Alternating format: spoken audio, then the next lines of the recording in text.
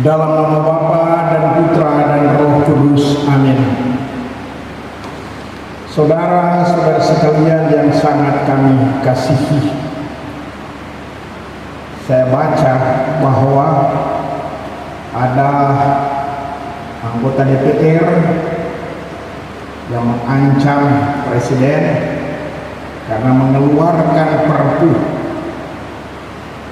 penanganan wabah virus corona. Dianggap bahwa Perpu itu memberikan jalan untuk korupsi, mengancam. Itulah sifat manusia terlebih dewasa ini. Tapi terlebih yang kita rasakan sekarang ini, yang mengancam kehidupan kita bukanlah manusia, tapi yang mengancam kehidupan kita adalah wabah virus corona. Ancaman itu telah menghasilkan banyak orang yang mati, banyak orang yang sakit, mengancam juga kehidupan manusia tidak bisa bekerja dari rumah saja, atau juga berdoa, beribadah dari rumah. Mengancam kehidupan manusia sehingga manusia tidak bebas, mobilitas manusia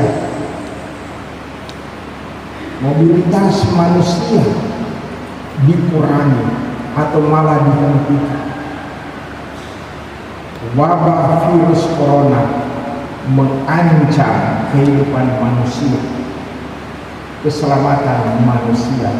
Tetapi pertanyaan mendasar, apakah wabah virus corona ini mengancam kehidupan manusia yang sejati, mengancam keselamatan manusia yang sejati? Jawabannya tidak. Saudara-saudara sekalian yang sangat kami kasihi, kita dengar tadi dari bacaan Injil kata-kata Yesus kepada orang-orang Farisi, "Akulah pintu, barang siapa masuk melalui aku, ia akan selamat. Ia akan masuk dan keluar dan menemukan padang rumput. Pencuri datang hanya untuk mencuri, membunuh dan membinasakan. Aku datang supaya mereka mempunyai hidup dan mempunyainya dalam segala kelimpahan." Terungkap dalam kata-kata Yesus ini keselamatan manusia. Apa arti keselamatan manusia? Keselamatan manusia berarti manusia hidup. Manusia hidup tidak binasa, terlebih oleh dosa dan kematian. Manusia hidup bukan dalam kekurangan, tapi hidup dalam kelimpahan. Saudara-saudara sekalian yang sangat kami kasihi, sering orang berpikir bahwa hidup yang sejati atau keselamatan yang sejati ialah banyak duit, kaya, harta berlimpah. Keselamatan yang sejati ialah memiliki jabatan kedudukan yang megah. Keselamatan yang sejati berarti kita terkenal, populer di mana-mana.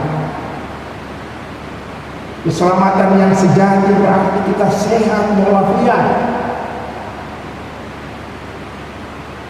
Saudara-saudara sekalian yang terkasih, Memang semuanya itu benar. Kita butuh uang, kita butuh jabatan, kita butuh kedudukan, kita butuh pekerjaan. Benar, itu benar. Tetapi apakah itu keselamatan yang sejati? Apakah itu hidup yang sejati? Nampaknya lewat wabah virus corona, manusia mulai melihat apa arti banyak duit, apa arti banyak harta, apa arti punya kedudukan, apa arti kehidupan berfoya-foya. Sepertinya tiada arti, semua tinggal di rumah. Orang tidak dapat berpenampilan lagi dengan pakaian mewah, dengan tas mewah.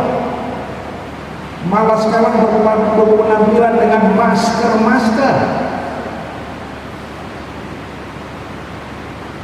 Saudara-saudara sekalian yang sangat kami kasih, keselamatan atau hidup yang sejati, itulah yang diungkapkan oleh Rasul Petrus di dalam bacaan kedua tadi. Bertobatlah dan hendaklah kamu masing-masing dibaptis dalam nama Yesus untuk pengampunan dosa, maka kamu akan menerima karunia Roh Kudus. Hidup yang sejati, keselamatan yang sejati adalah bertobat. Bertobat. Hidup yang sejati berarti percaya lagi kepada Yesus. Yesus yang mampu dengan kebangkitannya menghancurkan dosa dan kematian yang mengganggu keselamatan. Percaya kepada Yesus berarti dosa-dosa kita diampuni, dan demikian kita bisa hidup damai sejahtera bersama dengan Allah, dengan orang lain. Keselamatan yang sejati tidak bisa dihancurkan oleh virus corona. Hidup yang sejati tidak bisa dimatikan oleh virus corona. Malah virus corona barangkali membantu manusia untuk melihat lagi manakah keselamatan yang sejati, manakah keselamatan yang palsu, mana hidup yang sejati, mana hidup yang palsu. Karena seringkali di zaman modern ini masih manusia lebih sibuk dengan keselamatan yang palsu, hidup yang palsu.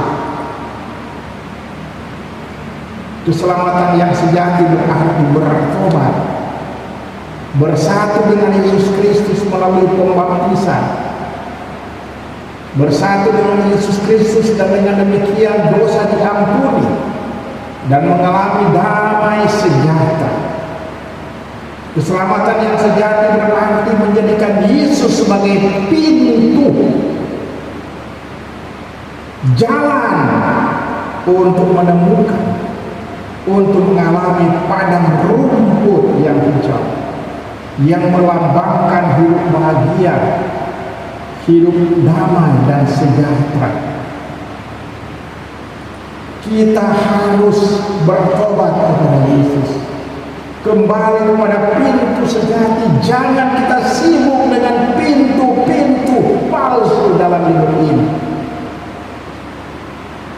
Kerakusan akan uang, kerakusan akan jabatan, kerakusan akan kedudukan, kerakusan akan kesenangan-kesenangan dunia.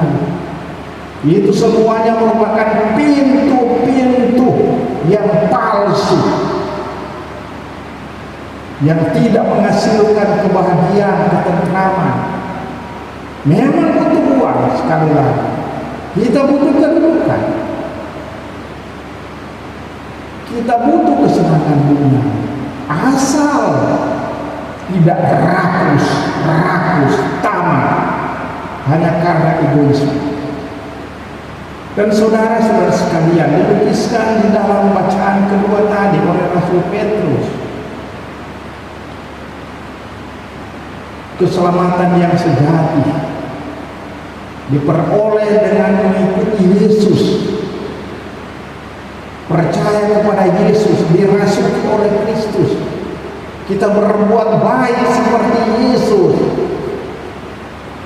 berbuat baik. Itulah keselamatan yang sejati. Dan dilukiskan oleh 1 Petrus, berbuat baik berarti seperti Kristus. Tidak ada tipu muslihat dalam mulut kita. Dewasa ini orang suka tipu. Pejabat tipu rakyat, orang tua tipu anak, suami dan istri saling tipu. Dusta.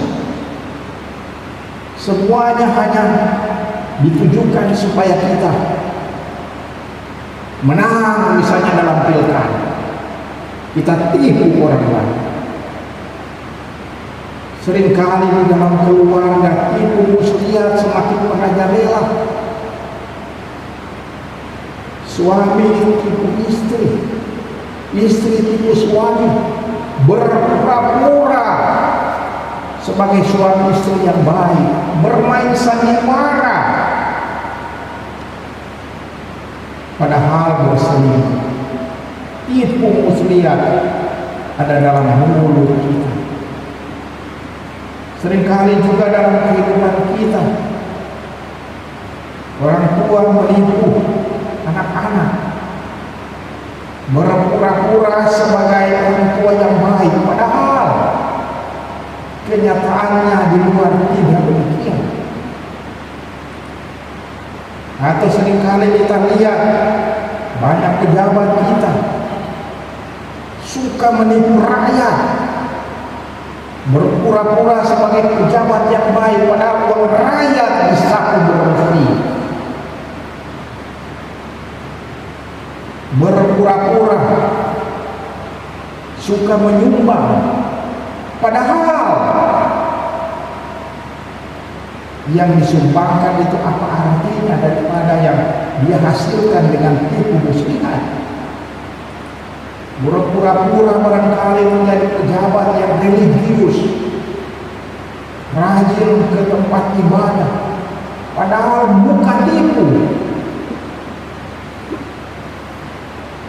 Saudara-saudara sekalian, Rasul Petrus juga menegaskan, kalau ingin mendapatkan keselamatan yang sejati, yakni berbuat baik seperti Kristus, itu berarti tidak mengancam, terlebih di saat menderita.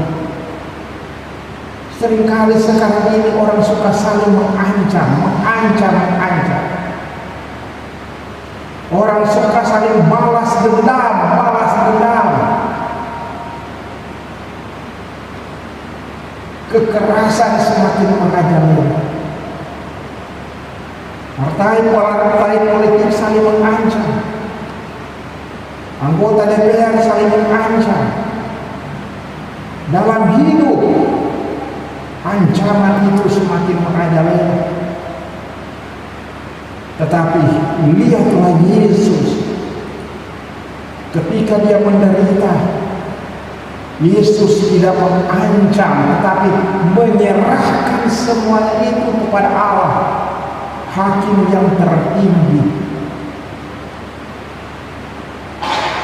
Bertobat berarti tidak mengancam karena egoisme.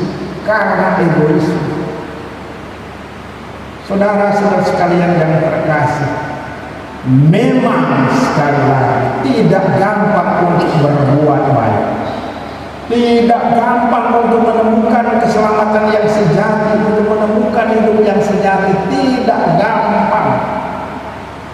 Lihat saja Kristus sebelum dibangkitkan dia harus tersalib, harus mati. Sebelum beliau bersatu dengan Allah Bapa sumber keselamatan sejati, Kristus harus memikul salib. Maka kita juga demikian.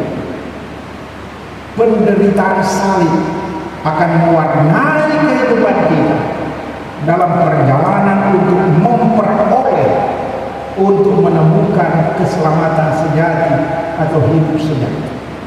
Tetapi jangan takut. Mengapa jangan takut? Kita juga dengar tadi dalam bacaan kedua, Roh Kudus dianugerahkan kepada kita, dan kita tahu Roh Kudus dianugerahkan kepada kita terlebih melalui pembaptisan, dan Roh itu adalah Roh Kristus yang mengalahkan segala kekuatan jahat lain yang menyebabkan manusia menderita dan tidak memiliki hidup sejati, khususnya kuasa dosa dan kematian. Karena itu bersatulah dengan Roh Kudus, terlebih melalui doa, melalui sakramen-sakramen, melalui devosi dan adorasi. Justru lewat doa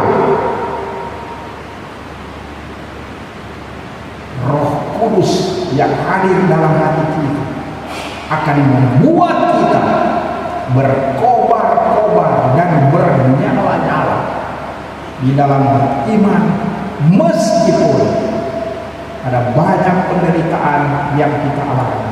Tetapi kita menderita karena berbuat baik, bukan menderita karena berbuat jahat, menderita karena korupsi, menderita karena mabuk, menderita karena main judi. Bukan. Itu penderitaan yang bodoh. Menderita seperti Kristus karena berbuat baik, dan Roh Kudus akan membantu kita. Semoga demikian. Amin. Dalam nama Bapa dan Putra